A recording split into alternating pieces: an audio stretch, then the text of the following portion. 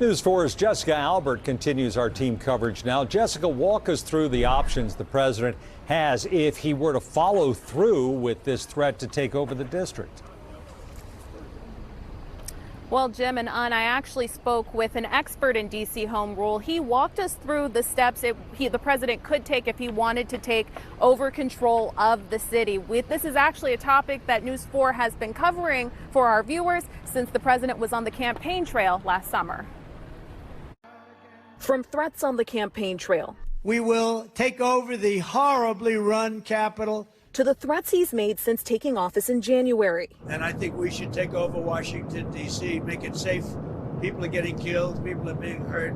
It appears President Trump is the closest he's ever been to taking over D.C., the recent assault of a former DOJ staffer seemingly pushing him over the edge. We're going to have to federalize and run it the way it's supposed to be run. In 1973, Congress passed the D.C. Home Rule Act, which gives the city some power to govern itself. In theory, that power can only be taken away if Congress votes to do so. Well, the president cannot revoke home rule on his own. However, we do know that this Congress has been quite willing to do the president's bidding. And so if he wants Congress to move forward with revoking home rule, Republicans, at least in the two chambers, would be willing to do so. News 4 spoke with Derek Musgrove, a historian who sits on the board of DC Vote, an organization that lobbies Congress to protect home rule and to expand the rights of DC citizens. In this moment, when things are very unsettled, I would really warn folks to be on their guard about that if they're DC residents or if they care about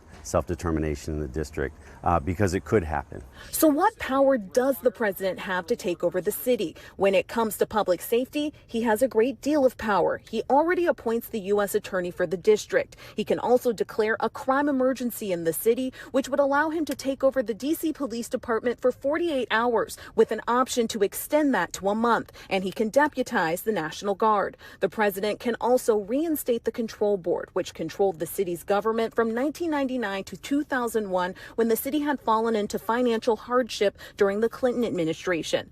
Musgrove feels the president is considering these moves to exercise leverage over D.C. So he's just, I think, going back to that well, and he's essentially saying, I want to make you, Mayor Bowser, and the council crack down on crime in the city, even though crime is already decreasing. We have a good functioning city government. We should keep it.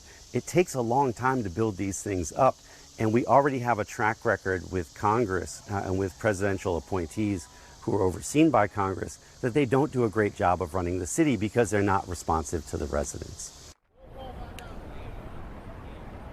And D.C. congressional delegate Eleanor Holmes Norton, a longtime advocate for D.C. statehood, issued a statement this afternoon condemning the president's threats to take over the city, saying in part, D.C. residents, a majority of whom are black and brown, are worthy and capable of governing themselves without interference from federal officials who are unaccountable to D.C. Now, we've been reaching out to D.C. Mayor Muriel Bowser and D.C. Council Chair Phil Mendelson. They have noticeably been silent during all of these comments that have been made by the president over the last several days. We are going to continue to reach out to their offices to see if they plan on weighing in on everything that's been going on recently.